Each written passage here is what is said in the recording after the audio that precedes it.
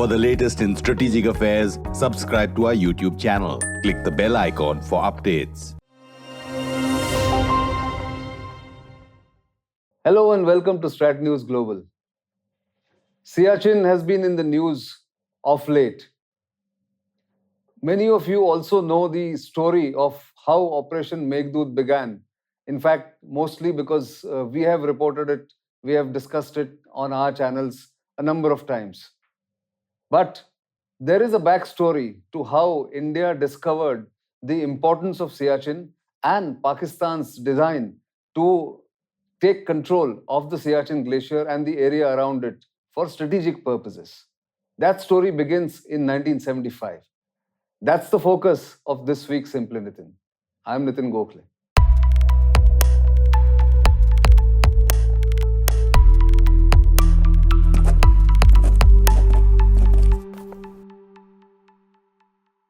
So as I said, the story of Siachen dates back to 1975.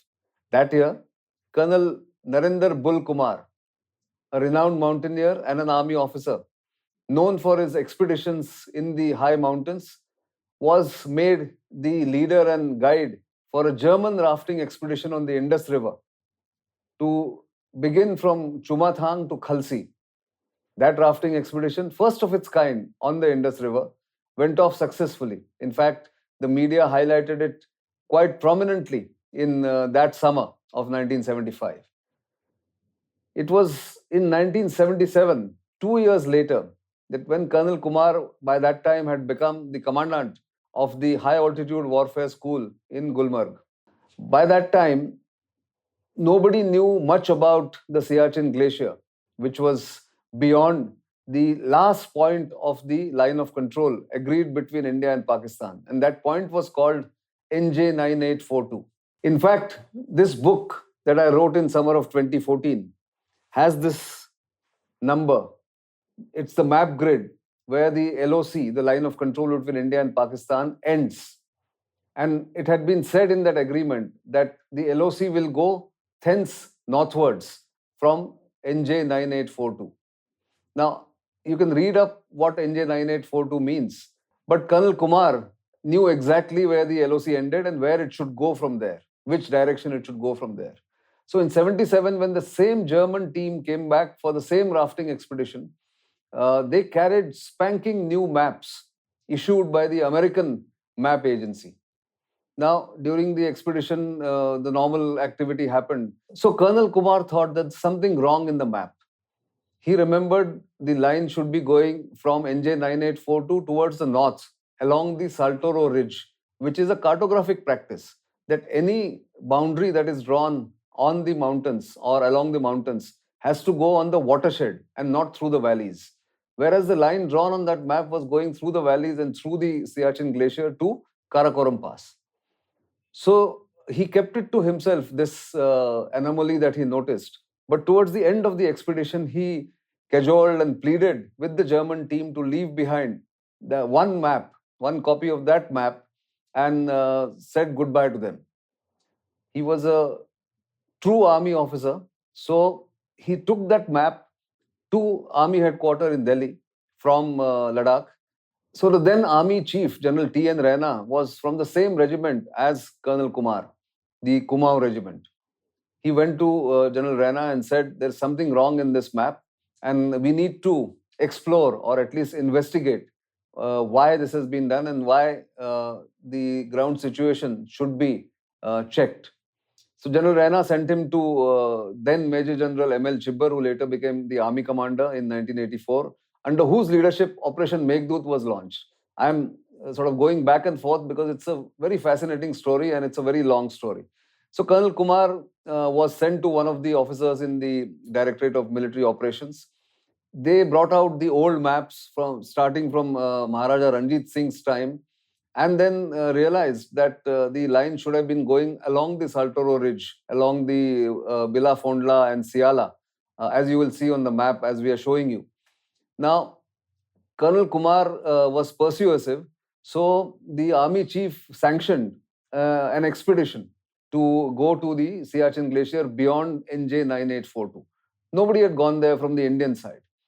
As the expedition was launched under the leadership of Colonel Kumar, again a renowned mountaineer, he took the movie camera that had been hired or that had been bought. He also had some cameras with him. He took a small group of officers and men, including some men from the Ladakh Scouts and volunteers from the High Altitude Warfare School, of which he was the commandant. Now, there is a anecdote there which he had mentioned, which is there in this book. If you read this book, you will read it. The Colonel Kumar wanted to keep this expedition a secret. So nobody was told where they were going. They were only told we are going for an expedition beyond the NJ9842, and we will see how it progresses. So he thought the secret has been well kept. Volunteers were selected, and the expedition was ready to go. One evening, Colonel Kumar's wife walked up to him and said, I have been overhearing wives of other officers talking to each other. One of them telling another young wife, अपने मियाँ को colonel Kumar के साथ वहाँ मत जाने देना. So the translation is that don't allow your husband to go with Colonel Kumar to this expedition. It's a dangerous expedition. They are going to Pakistan, they are going to China, is what the wives were talking amongst themselves. So Colonel Kumar was shocked because this was supposed to be a secret expedition, but the secret was already out amongst the wives who were worried. They were thinking that the husbands were going for an armed expedition into Pakistan as well as China, because that area was known to be undemarcated, the area of Siachen glacier. Nevertheless, everybody was told to keep quiet, and this expedition set off for the Siachen glacier. They spent almost a month and a half in that area. They discovered that some Japanese packets, Japanese biscuit packets, water bottles, and some Pakistani telltale signs were visible on the Siachen glacier. Clearly, the Pakistanis were sending foreigners, non-Pakistanis, for an expedition into these areas, because from the Pakistan-occupied Jammu and Kashmir side, from Skardu and from the area of POJK, it was easy to come to Siachen Glacier through the Bilafondla Pass. So they were coming there regularly and exploring that area. So clearly the Pakistanis had a design to come and occupy that area. At least they were exploring that. So this was 1977. Then in 1978, another expedition went. In 1981, another expedition was taken by Colonel Kumar to Siachen, and they mapped the area. Some of those officers are now very senior veterans. Colonel Kumar, unfortunately, has passed away just in 2020. And so 1981 was a breakthrough year. That is the time when the Army headquarters decided that it needed to now make plans for trying to occupy Siala and Bilafondla, the Saltoro Ridge. It wasn't easy. Remember, the temperatures in those heights is down to minus 30 to minus 50 degrees. It snows almost 8 months a year, and there was nothing to support any army expedition. So planning started in December of 1982, because there were intelligence reports coming in from various quarters, not just military intelligence, not just local intelligence, but even the RNAW, the Research and Analysis Wing, which collects external intelligence mainly about our adversaries, that is China and Pakistan, also picked up an information that the Pakistanis were buying snow suits in large numbers from some Scandinavian countries. Now, the man who picked up that information was none other than Mr. Vikram Sood, who was then the station chief in Srinagar, station chief of the RNAW in Srinagar, who picked up this information and passed it on and said that there's something big that the Pakistanis are planning. The Pakistani military was picking up these snow suits. So all this came together. By this time, Lieutenant General Chibbar, ML Chibbar, had become the Northern Army commander. Lieutenant General P.N. Hoon was the corps commander in 15 Corps. There was no 14 Corps that time. Remember, 14 Corps was established only in 2000. So Brigadier V.N. Channa was the sector commander in the place called Partapur, under which Captain Kulkarni, later Lieutenant General Sanjay Kulkarni, was operating with 4 Kumaon Battalion. So there are several other battalions and forces there. So the planning started in December 1982 to go and occupy the areas of Saltoro Ridge. There was no snowsuits available. They were to be bought. They were not coming in time. All those things were happening. But Brigadier Channa, who again is extensively quoted in this book, actually told me that everything was ready, but he had to pick a date to launch Operation Meghdoot. So the last anecdote I'm going to tell you in this episode is that Brigadier Channa decided 13th April, the day when Punjab, both in India and Pakistan, celebrate Baisakhi. When people are in a celebratory mode, they are busy with their festivities, and nobody thought that Indian Army would launch an expedition or an operation that would change the course of history and change the way Indian Army operates in Ladakh. So on 13th April 1984 at 5:30 a.m., Captain Sanjay Kulkarni and his platoon of 30 men actually were airdropped, or they were taken in helicopters in batches of 2 or 3 people, and they were then placed at Bilafondla to stop the Pakistanis from coming through Bilafondla onto the Siachen glacier. It was clearly a race between the two sides. The Pakistanis were complacent. They thought India does not know that they are planning this.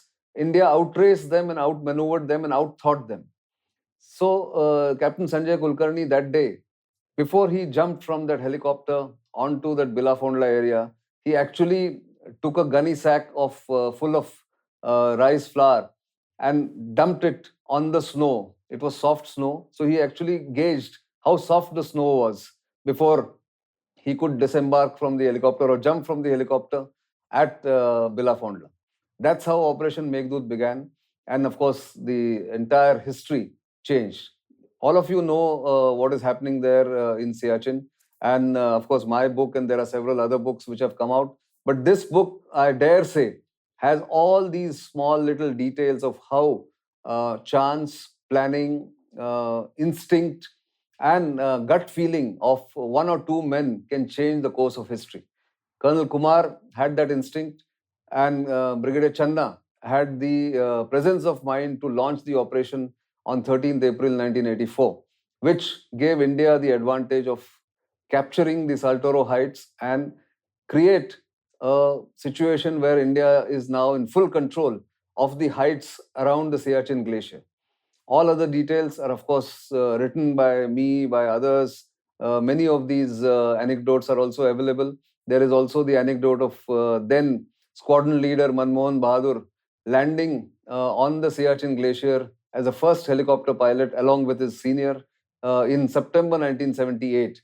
But that's for some another episode perhaps, or maybe you can read this in this book itself. But this is a fascinating story of Siachen and how it came to be known as Siachen, of course, is also another story.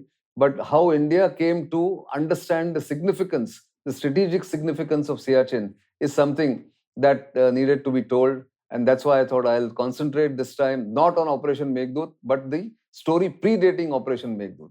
That's all I have this week. You know where to send us feedback. You've been watching our YouTube channel, but of course, spread the word. Tell your friends, family, colleagues, and do subscribe in larger numbers, or ask them to subscribe in larger numbers. Our YouTube channel is available. And of course, our social media handles are flashing on the screen. Do follow them and give us this kind of support that we require to bring you all these interesting facts and anecdotes, and of course, some slice of recent military history. Until the next time, it's goodbye.